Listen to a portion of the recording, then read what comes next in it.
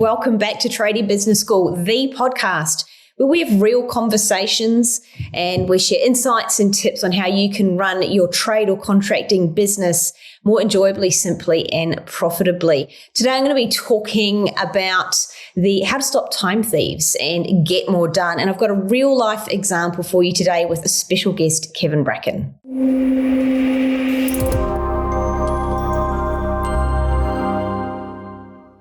How are you today, Kevin? Good, thanks. How are you? Good. So thrilled to have you here. These are the conversations I love to have because it's the real conversations. Like, you're one of our clients in our program. You have been for quite a while. And we were talking the other day and you were talking about way back when you joined our program and time. And you were noticing and reflecting the changes that had occurred both within yourself and in your business. And I know that it is so relevant to our listeners, wherever they are in the world and wherever they're at in their businesses. Time is so relevant. They're pushed. They're working very long hours. And I was so excited to invite you on the show today to be able to chat about your personal experience of growth and what you actually did. So we're going to dive into some real practical things and chat about it. So To kick off, how long have you been with us and what's your business? So the business I run, I'm the general manager for Eco Life Solutions. We are an insulation manufacturing company based in Queensland with another manufacturing centre in Sydney. And then we've got a couple of distribution centres in Sunshine Coast in Queensland and down in Canberra as well. We've been in business for going on 25, 26 years now. And growing rapidly over the last couple of years. It's been immense. Yeah, it's been a bit of a ride the last couple of years at least, hasn't it? Absolutely. Loving every minute of it though. Yeah, I know you are. I know. And so wherever you're tuning in from today, I know Kevin's business, yes, it's manufacturing. And yes, he may have been in business maybe a little longer than you have. And yes, the size might be different. However, what we're talking about today is very, very relevant. It can be applied especially for any trades, contracting business of any size. We all have time as our number one resource, the most precious resource we have. So it's a super relevant conversation, so stick with us. So let's wind back the clock a little bit, Kevin, to right back at the beginning when you joined us, and what were the sort of time-based problems that you were facing? So I joined back in end of January 2021, and at that stage I'd been in the general manager role for the company here for about 6 to 8 months, and I kind of found myself, I knew what I knew, but I also knew I had a lot more I needed to learn. Didn't quite know where to go asking those questions. Went searching, found the Game Changers and the Tradie Business School, got in contact with the guys, and it's been off to the races ever since. Time-wise, I used to lose a lot of time from, as Miranda said, the time thieves. Whether it be some of the people in my business, some of the systems in my business, some of the processes, and then my own ego too, being afraid to let go of the reins and delegate. Oh, you've touched on some juicy topics there. We'll dive into those. So stick with us. We're going to unpack. We've actually got 3 specific. We never know. We might go a little bit wild side and add some more along the way. But we've got 3 specific tactics we're going to share and things that Kevin did in his business to stop the time thieves. Just talk to me a little bit about how you were feeling when you were noticing all of these things, that you were just under the pump with time. At the start, it was before I joined, and in the first 6 months, even though I'd been with the business 8 years before that, it was the constant, never-ending need from everyone within the business dragging me in different directions. I could never get a run on the projects I was working on. I was always just effectively being the answer man, answering all those questions, being the easy get when it comes to, how do we solve this? Or how do we go about that? Rather than the guys or the girls going and solving the problem themselves. It's easy. We'll just go ask Kev. He'll tell us when. He'll tell us what. He'll tell us why. He'll tell us where. And it dragged me away immensely from actually getting the bigger picture things done for the business to help the business thrive, grow, survive during COVID, and then excel through COVID. Yeah, I can imagine that. And I've heard people say that so often, and clients saying that they are pulled and feel that they're sort of pulled in multiple directions all day. And as you said, you couldn't get a run on anything. To have projects and things that you know will move the needle in your business that you need to be doing, you can't get to them because the phone bloody won't stop ringing. And the door, everyone just keeps knocking on the door all of the time, constantly asking questions. And so I suppose for a moment going back then for you, was it like the easier option just to give them the answer? In short way of thinking, yeah, it was the easy answer the question, get it done, get it out of the way. When I sat back after joining Game Changers and the Tradie Business School, it was really, why are you doing this? You're doing it the hard way. Teach someone to do it once, they can do it forever, rather than just keep doing it for them. And that was the light bulb moment, or the one that gave me hours back every day. So the realization that to invest maybe more time up front would save you time in the future. So, and I've heard people do it, well, if it's only going to take me 5 minutes now or 15 minutes now to actually do the thing, it's way faster. But if you were to invest an hour now, so an hour now or 2 hours now to save that 15 minutes hundreds of times during the year, thousands of times, when you do the numbers, it stacks up to invest the 2 hours now. Yet it is having that realization that, wow, I'm actually being the answer man or the answer girl, the answer lady, or whatever you're being. And I suppose touching back on what you talked about earlier about ego, how did that come into play when it was, being the answer man all of the time?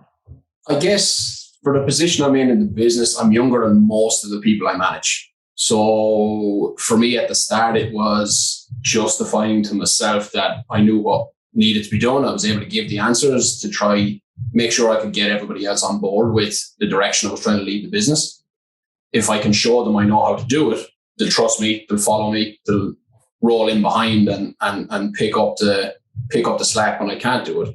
But I let that go too long, and it became the norm rather than the exception, where all of a sudden it was every day I was answering all these questions, and it was every week, every month, and I was just getting nothing else done, only answering questions here, answering questions there.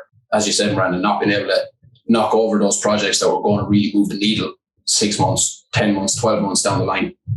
And I'll probably go as far to say as that you might not have even had the time to sit down and think about, well, what were those projects? It's very easy to sit back now. Well, I couldn't work on the projects and the things that I knew were going to move the needle in my business. Did you have enough breathing time to even sit down and think about what those would be more strategically? The odd time you get an hour there where the phone wouldn't ring. It's like, Jesus, might actually get some stuff done. And then it rings. Yeah. But you get to kind of brainstorm some of these ideas, but never really flesh them out. So it was kind of always half-baked. Half-arsed. Just never really able to get some momentum.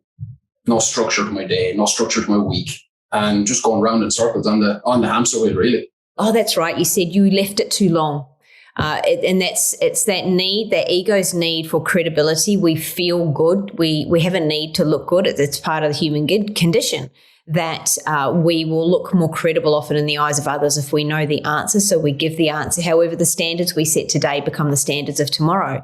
And therefore, every question that you answered, you created a rod for your own back. And it sounds like you came to that realization when you came into the program. It was like, okay, this has got to stop. It's one of the first things that needs to stop. And I know that's one of the things I definitely work on with the clients in both of our programs. Is time is one of the first things we look at. Yet I think understanding that there are a lot of parts of ourselves as human beings involved in being the answer man. And I suppose there's a couple of things there. Let's look at the how. A couple of the things that you did within yourself and actions that you took to stop being the answer man. What were they? First one was one of the first things I learned once I joined, and just say no. It's the easiest, shortest sentence you'll ever come up with. You just say no. It's a sentence in itself. You don't have to explain. Somebody asks you for something, you just say no. If it's something that warrants further investigations, ask the questions. Half the time when my guys were coming to me, they already knew the answer. It was just reassurance they were coming for. really. So I asked them a couple of questions and, okay, well, what do you think what would your approach be? And then they basically hand me back the answer I would have given them anyway. They just wanted to, I guess, hear it from me because they've gotten used to hearing it from me. You touched on something really important. There is that validation, that assurance that they're on track. And there are ways to guide a mentor as you're managing and leading in your business. And every one of you out there listening that owns a business, you're a leader. You're managing your business. So it doesn't matter whether there's only you in the business right now. You are leading your business, and this is a really important conversation to have. Is setting those boundaries around saying no and asking the questions, recognizing that the people that work with you often want to be validated and feel assured. They might be lacking confidence. So if you empower them and encourage their thinking through, as Kevin said, asking them what would your approach be. One of the recommendations I'll often make is when someone comes and asks you a question, is train them to bring two solutions to you. And they may or may not be the correct solutions, yet it engages their thinking. And what that will teach you is where their thinking is at. It will give you really important information on perhaps any additional support or training that they might need, and it will give you a starting point. So you train them. So what are a couple of ideas that you had? Absolutely. I tried that a lot with my younger project manager or factory manager in my Sydney branch, and he came on leaps and bounds within the space of the first couple of weeks. He was never a really outgoing, outspoken, confident person, but he had all the answers within himself. He didn't have the confidence within himself, but he had the answers. And once I kind of flipped it on his head to him and started to ask him those questions and drag those answers out, and I say drag because he was reluctant to give them until I started reassuring the answers he gave me, the approaches he took. It was exactly how I trained him. He just wasn't confident in it on his own to start off with. Within a couple of weeks, those phone calls went from 40 a day to 4. And then I was sometimes calling him to get an update because I hadn't heard from him all day, and it was 3:00 in the afternoon and he was on his way home. And I was like, come on, Benny, just fill me in. How did they go? It almost turned into ringing him just for a chat. What a turnaround, 40 calls a day to 40 to you having to call him to check in. And that's the power of confidence in building their confidence to do things, to be able to make decisions and think without you, and that you build that trust that they can make those decisions because they've displayed their thinking to you through answering those things, but sticking at it. So powerful. Before we move on to the second thing that you used to stop the time thieves, were there any challenges that you noticed in saying no to people and setting those boundaries? Did you notice that there were obstacles even within doing that new behavior? Yes, because it was such a shock to a lot of my team. I'm like, well, why?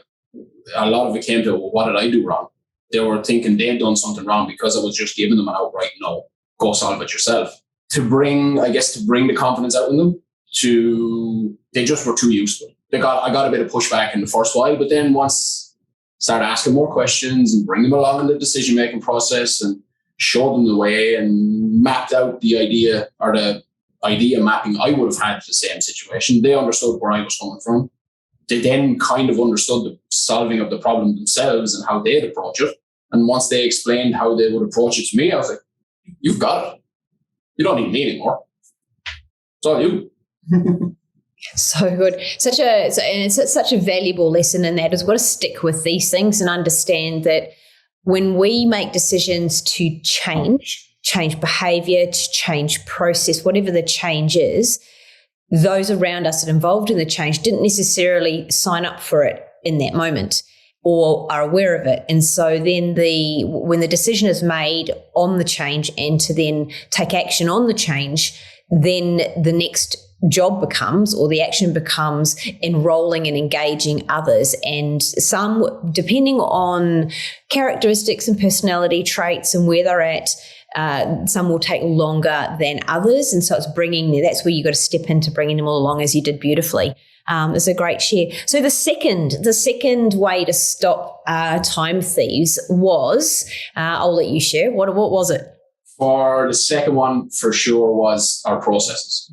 Go back and look at how we did things, how we continue to do things, and how we want to do things in the future. How much dead time is in there? How many things can we automate? Does it have to be 5 steps when it could be 3?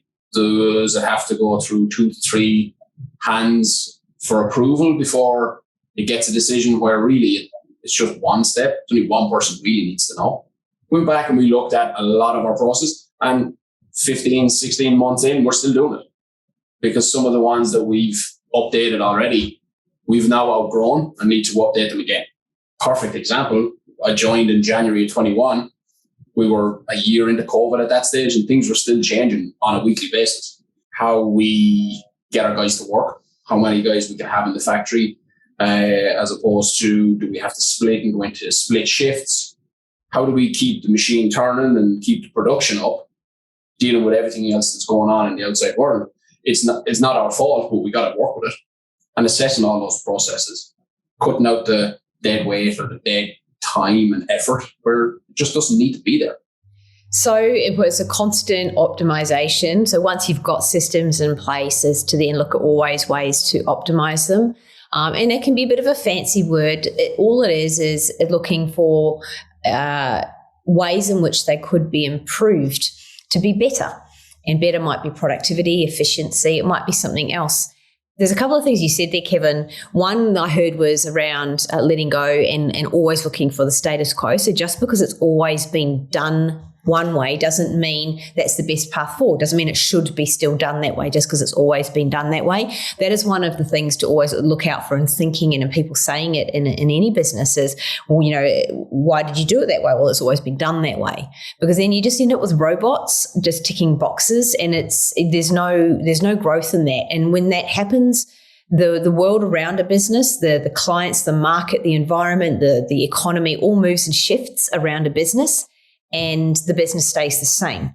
And we all know what happens then. The business just doesn't keep up. So always looking out for those things and looking out for simplicity.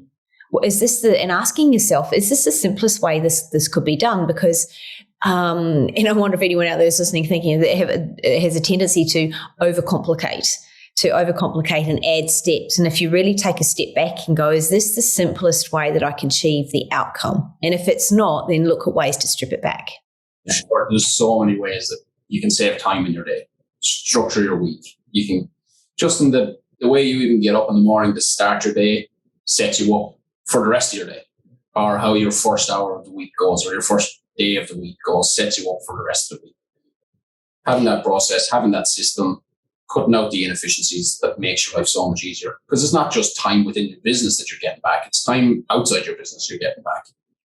I'd much rather not work 50 hours a week if I can only work 25. It'd be great.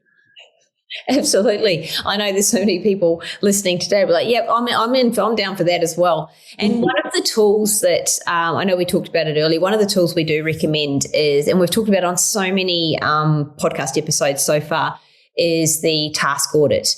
So get a copy of the task audit. It's the fastest way you can start figuring out where your time is going. I know it's one of the many tools that Kevin used. So if you haven't already got it, then jump over into the Tradies and General Contractors Facebook group. It's a free Facebook group. We do live trainings and you'll be able to get a copy of the task audit in there. Even if you jump in there and go, just type a message and then go, hey, can I get a copy of the task audit? We'll take care of you. But that's one of the ways. Thoroughly recommend doing that. So there's the third way to stop the time thieves, which was around letting go of the reins. Tell me a little bit about that one. So it comes down to ego. It comes down to being involved in the business and feeling like I had to be touching everything or involved in every part of the business, where I found after letting go of the reins, and exactly as you said, Miranda, it took on a new life of its own. I could only do so much, and I was pulling those reins effectively. I was holding them back by giving the team more responsibility in different aspects of the roles, of the procedures and systems themselves. They were able to make better procedures than me because they do it every day.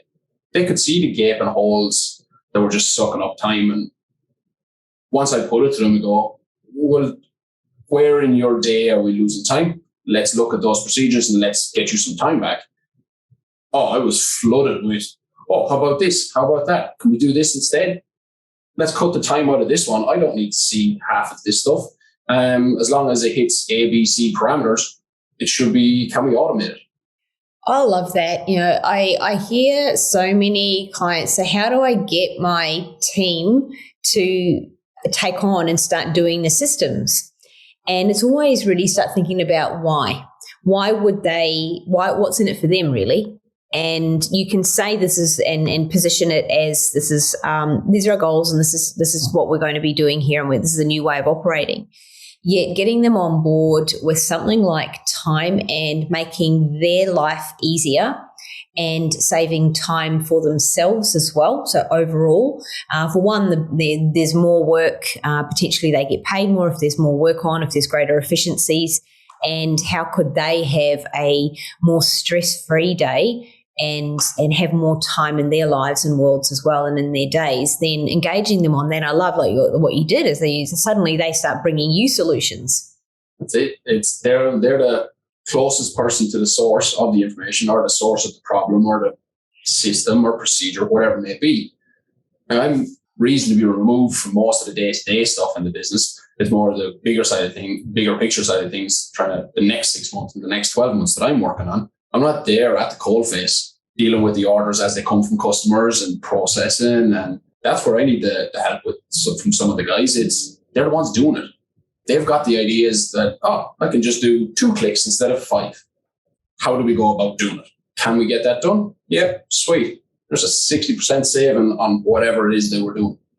They can now get that stuff done in an hour rather than it taking a whole day or half a day or whatever it may be, and they can get on to the next thing. And I think that probably circles into the second one we talked about, which is around building confidence and things like that, and processes and streamlining all of those things. They feed into each other. Yeah, they absolutely work off each other. And as the confidence grows in the team, they're coming up with more and more solutions before I know there's a problem. It's great. Yeah. It really, really is. And so I'm thinking for a moment about many of the listeners right now who may not have big teams. We know that there's quite a hiring issue out there at the moment, and even many trades owners they want to hire and they've been trying to hire, but with a bit of a labour shortage at the moment, a rather major labour shortage at the moment. There are many businesses that maybe aren't and don't have the teams that they aspire to at the moment. What I will say is this conversation is completely relevant. Now is the opportunity that you have to start thinking about creating a couple of systems in your business, documenting a few things, thinking about what it means to let go, looking at the mindset and the ego around letting go of the reins and being the answer man, and what that means to you. Explore those things and consider that, because if you're saying to yourself, well, no one else does it as good as me or as well as me, I'm the only one that can do this, or I solve the problems, I've got a unique way of solving problems, then you will become the bottleneck that Kevin has identified that he once was. And you were bottlenecking the business, right? Absolutely. Couldn't put it in a better word other than bottleneck. That's all I was. Yeah. I could see where I wanted to get the business to go to, but I couldn't do anything about it because I was anchoring myself to where I was, anchoring the business to where the business was. I needed to just step back and get out of everybody's way effectively. And in the process, you got out of your own way. Yeah. Yeah. Yeah. And enjoying so many more parts of the business that I didn't get the chance to get my fingers into to help build and grow and lead. So before we wrap it up, were there any aspects of this process that you felt hard, or you felt that you wanted to slip back to the old way of doing things? The being involved in everything took a lot of letting go. It took a lot of letting go because there was fear-based stuff where I was afraid somebody else wasn't going to do it as well as I did. There was the fear of some people taking the reins and absolutely showing me up for the fact that there's far better ways of doing it. So both sides of the same coin, I was afraid of both sides, but effectively, once I got over my ego and stepped back and let somebody else in to do the role, we're away to the races. And in stepping back, you were driving the bus. Yes, more so. Stepping back from the day to day to look at where the bus was heading rather than the smaller details in the back of the bus. Mm-hmm. And so someone needs to drive that bus. So yeah, it's such a great lesson. What advice, if you were to give yourself some advice, or you could even take another angle, yourself or another business owner at a similar stage that you were back then at the beginning of 2021, if you were to hand on some advice, what would it be? Set boundaries for yourself, or communicate your boundaries well within your team. If there's a big problem, they need to come to you. They need to know they can. It's not just going to be that no. For the smaller stuff, they need to know there's boundaries there for that too. But varying boundaries for varying size problems. Build confidence within your team. Even if you're only a 2-man, 3-man, 4-man band, there's no difference between that and our business right now when we're up to 45, 47 people at this stage. It's the same process, the same framework. As long as you've got the confidence of your team and they understand you and where your boundaries are, they'll work within theirs, you can work within yours, and you can get so much more done together. Love it. Love it. Strong parting words. We look at the time. Wow, this episode's a good long one, and I love varying the lengths of these. It's such a valuable conversation. Thank you so much for joining me today, Kevin. Been absolute joy having you here. And so if you're listening to this episode and you've liked it, you've loved it, and you then share it. Hit the share button below. Share it out there so others can benefit from it as well. And if you haven't jumped into the free Facebook group, Tradies and General Contractors Global, then jump on over there because we share a lot of free tools and tips and things like that. So definitely know you'll get some value there. That is it for today. Thank you for joining me. Thank you so much, Kevin. Thank you for having me. It's been a blast. Thank you. All right. We'll leave it there for now. And until next week, bye for now.